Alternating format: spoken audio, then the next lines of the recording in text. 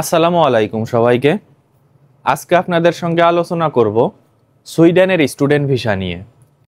কিভাবে আপনারা এই স্টুডেন্ট ভিসার জন্য আবেদন করবেন, কি কি ডকুমেন্টস লাগবে আপনাদের এই ভিসা আবেদনের জন্য, এবং সঠিক নিয়মে কিভাবে আপনারা এই ডকুমেন্টসগুলো রেডি করবেন। এই সকল বিষয় নিয়ে আজকে আপনাদের সঙ্গে ইনশাআল্লাহ আলোচনা করার চেষ্টা করব।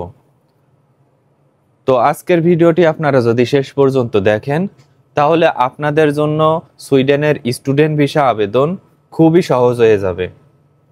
তো ভিডিওর সঙ্গে থাকুন, আশা করি আজকের ভিডিওটি আপনাদের খুবই উপকারে আসবে।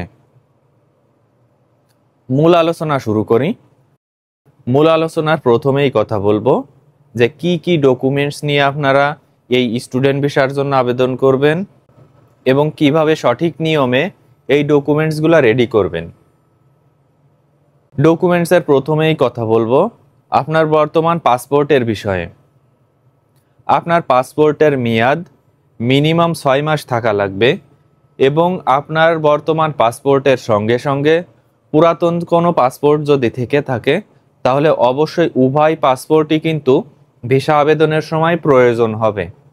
আর তাছাড়া আপনাদের উভয় পাসপোর্টের যে ইনফরমেশনাল পেজ আছে সেই পেজের স্ক্যান কপি অথবা ফটোকপি অবশ্যই কিন্তু ভিসা আবেদনের সময় আপনাদের সঙ্গে রাখা বাধ্যতামূলক। পাসপোর্টের পরে আলোচনা করব পাসপোর্ট সাইজ ছবির বিষয়ে। আপনার ছবির ব্যাকগ্রাউন্ড অবশ্যই সাদা থাকা লাগবে এবং যখন আপনারা স্টুডিও থেকে এই ছবিগুলো রেডি করবেন অবশ্যই ফটোগ্রাফারকে বলবেন যে ভিসা আবেদনের সকল নিয়মকানুন মেনেই যেন আপনার ছবিটি রেডি করে দেয়।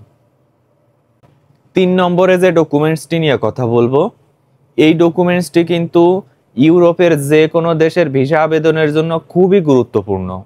আর যেহেতু স্টুডেন্ট ভিসার জন্য আবেদন করবেন সেক্ষেত্রে এই ডকুমেন্টসটি আরও বেশি গুরুত্বপূর্ণ। সেই ডকুমেন্টসটি হলো visa application form. Sweden embassy of বাংলাদেশের যে ওয়েবসাইট আছে সেই ওয়েবসাইট থেকে আপনাদের একটি ভিসা অ্যাপ্লিকেশন ফর্ম ডাউনলোড করতে হবে এবং সকল নিয়মকানুন মেনে যেখানে যে ইনফরমেশন চাইবে সকল ইনফরমেশন ফিল আপ করতে হবে। ভিসা আবেদনের পূর্বে বারবার চেক করে নেবেন যে আপনার ভিসা অ্যাপ্লিকেশন ফর্মে কোনো প্রকার কোনো ভুল ত্রুটি আছে কিনা অথবা কোনো ইনফরমেশন দিতে ভুলে গেছেন কিনা। ভিসা অ্যাপ্লিকেশন ফর্মের পরে আলোচনা করব আপনার ন্যাশনাল আইডি কার্ডের বিষয়ে। আপনার যদি এনআইডি কার্ড থেকে থাকে তাহলে তার একটি ফটোকপি এবং আপনার যদি এই এনআইডি কার্ড না থেকে থাকে তাহলে অবশ্যই আপনার বার্থ সার্টিফিকেটের যে ফটোকপি আছে অবশ্যই ভিসা আবেদনের জন্য আপনাদের প্রয়োজন হবে। আর তাছাড়া ফটোকপির সঙ্গে সঙ্গে অবশ্যই সকল ডকুমেন্টসের যে অরিজিনাল কপি আছে সেটাও কিন্তু আপনার সঙ্গে রাখা বাধ্যতামূলক। ন্যাশনাল আইডি কার্ডের পরে আলোচনা করব কভার লেটারের বিষয়ে। এই কভার লেটারটি সুন্দরভাবে সাজাতে অবশ্যই আপনাদেরকে উল্লেখ করতে হবে যে কোন ইউনিভার্সিটিতে আপনারা পড়তে যাচ্ছেন, কোন সাবজেক্টে পড়ালেখা করবেন এবং পড়ালেখার পর আপনার কি উদ্দেশ্য। এই সকল কিছু কিন্তু খুব নিখুঁতভাবে আপনাদের কভার লেটারে উল্লেখ করতে হবে। আপনি যদি নিজে কভার লেটার কিভাবে লিখতে হয় বুঝতে না পারেন তাহলে গুগলের হেল্প নিতে পারেন অথবা প্রফেশনাল কারোর মাধ্যমে এই কভার লেটারটি লেখাতে পারেন। কভার লেটারের পরে আলোচনা করব আপনার অ্যাডমিশন লেটারের বিষয়ে। স্টুডেন্ট ভিসার জন্য অ্যাডমিশন লেটার কিন্তু খুবই গুরুত্বপূর্ণ। আপনি যদি স্টুডেন্ট ভিসার জন্য আবেদন করে থাকেন তাহলে আপনার অ্যাডমিশন লেটার ছাড়া কিন্তু আপনার কোনো ভ্যালু নাই। আপনি সর্বদাই চেষ্টা করবেন সুইডেনের ভালো র্যাঙ্কিংয়ের কোনো ইউনিভার্সিটি থেকে অ্যাডমিশন লেটার সংগ্রহের জন্য। আপনি যদি ভালো ইউনিভার্সিটি থেকে অ্যাডমিশন লেটার পান সেক্ষেত্রে আপনার ভিসা হওয়ার সম্ভাবনাও কিন্তু অনেক বেশি থাকবে। আর তাছাড়া ভালো ইউনিভার্সিটিতে অ্যাডমিশন পেলে আপনার স্কলারশিপ পাওয়ার সম্ভাবনাও কিন্তু অনেক বেশি থাকে।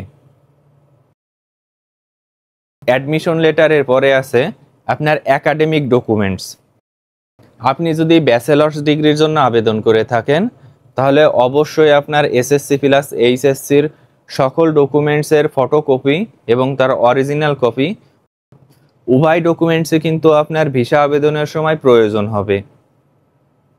এবং আপনি যদি মাস্টার্স ডিগ্রির জন্য আবেদন করে থাকেন তাহলে এসএসসি প্লাস এইচএসসি ডকুমেন্টসের সঙ্গে সঙ্গে আপনার ব্যাচেলার্স ডিগ্রির যে ডকুমেন্টস আছে সেই ডকুমেন্টসগুলোও কিন্তু ভিসা আবেদনের সময় জমা দেওয়া বাধ্যতামূলক। ইন্টারন্যাশনাল স্টুডেন্টদের জন্য একটি গুরুত্বপূর্ণ ডকুমেন্টস হলো আইএলটিএস ল্যাঙ্গুয়েজ সার্টিফিকেট। আপনার আইএলটিএস ল্যাঙ্গুয়েজ সার্টিফিকেটের স্কোর যত বেশি ভালো হবে ততই কিন্তু আপনি ভালো ভালো ইউনিভার্সিটিতে অ্যাডমিশন পাবেন এবং ভালো মানের স্কলারশিপ পাবেন। আর তাছাড়া ভিসা অ্যাপ্রুভালের ক্ষেত্রে ভালো আইএলটিএস স্কোরও কিন্তু খুবই হেল্পফুল। তাই সর্বদাই চেষ্টা করবেন বারবার চেষ্টা করার মাধ্যমে আপনার আইএলটিএস স্কোরটি ভালো করার জন্য। সেইটা কিন্তু আপনার সুইডেন না, পৃথিবীর যে কোনো দেশে আপনার ভিসা আবেদনের ক্ষেত্রে কার্যকারী হবে। বাংলাদেশ থেকে যে সকল দেশে ভিসা আবেদন করা হয় সে সকল দেশে আবেদনের জন্য অত্যন্ত গুরুত্বপূর্ণ একটি ডকুমেন্টস হলো ফাইন্যান্সিয়াল ডকুমেন্টস। এবং এই ফাইন্যান্সিয়াল ডকুমেন্টস আপনি যদি সঠিকভাবে জমা দিতে না পারেন তাহলে কিন্তু আপনার ভিসা হওয়ার সম্ভাবনা একেবারেই থাকবে না। সর্বদাই চেষ্টা করবেন আপনার ব্যাংক স্টেটমেন্ট খুবই স্ট্রং করার জন্য। আর তাছাড়া সুইডেন যেহেতু একটি ইউরোপীয় কান্ট্রি সেক্ষেত্রে আরও বেশিভাবেই চেষ্টা করতে হবে আপনার ব্যাংকে যথেষ্ট পরিমাণ বেশি টাকা দেখানোর জন্য। এবং আপনি কখনোই চেষ্টা করবেন না ইললিগাল ওয়েতে কোনো প্রকার ব্যাংক স্টেটমেন্ট সাবমিট দেওয়ার জন্য। এম্বাসি অথরিটি যদি বুঝতে পারে যে আপনার ব্যাংক স্টেটমেন্ট টোটালি ফেক সেক্ষেত্রে সারা জীবনের জন্যই কিন্তু আপনার ইউরোপে ভিসা অ্যাপ্লিকেশন রিজেক্ট হয়ে যেতে পারে। ব্যাংক স্টেটমেন্টের সঙ্গে সঙ্গে আপনি যার নামে এই ব্যাংক স্টেটমেন্টটি দেখাবেন তার নামের যে ই-3 সার্টিফিকেট আছে এই ই-3 সার্টিফিকেটও কিন্তু ভিসা আবেদনের সময় জমা দেওয়া বাধ্যতামূলক। এবং সর্বশেষ যে দুইটি ডকুমেন্টসের বিষয়ে কথা বলবো সেই দুইটি ডকুমেন্টসের প্রথমেই আছে প্রুফ অফ অ্যাকোমোডেশন। সুইডেনে যে আপনারা কোথায় থাকবেন, আপনারা যদি ডরমিটরিতে অবস্থান করেন তাহলে সেই ডরমিটরির কনফার্মেশন পেপার, এবং আপনারা যদি ডরমিটরিতে অবস্থান না করে ব্যক্তিগত কোনো বাসা ভাড়া করে অবস্থান করতে চান তাহলে কিন্তু সেই বাসার যে কন্ট্রাক্ট পেপার আছে তার একটি কপি অবশ্যই আপনাকে ভিসা আবেদনের সময় জমা দিতে হবে।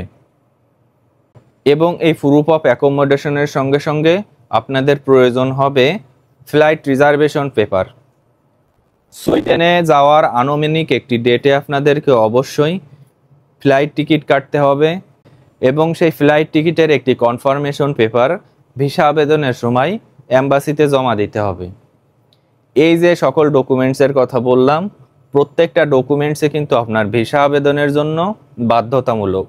এই ডকুমেন্টসগুলোর কোনো ডকুমেন্টস আপনি যদি জমা দিতে ভুল করেন সেক্ষেত্রে কিন্তু আপনার ভিসা হওয়ার সম্ভাবনা খুবই কম থাকবে। আর তাছাড়া আপনার ভিসা বাতিল হওয়ার সম্ভাবনা আরও বেশি থাকবে। তো ভিসা আবেদনের পূর্বে বারবার চেক করে নেবেন যে ভিসা অ্যাপ্লিকেশন ফর্ম অথবা সকল ডকুমেন্টসে কোনো ভুল ত্রুটি আছে কিনা। আজকের ভিডিওটি এ পর্যন্তই শেষ করছি।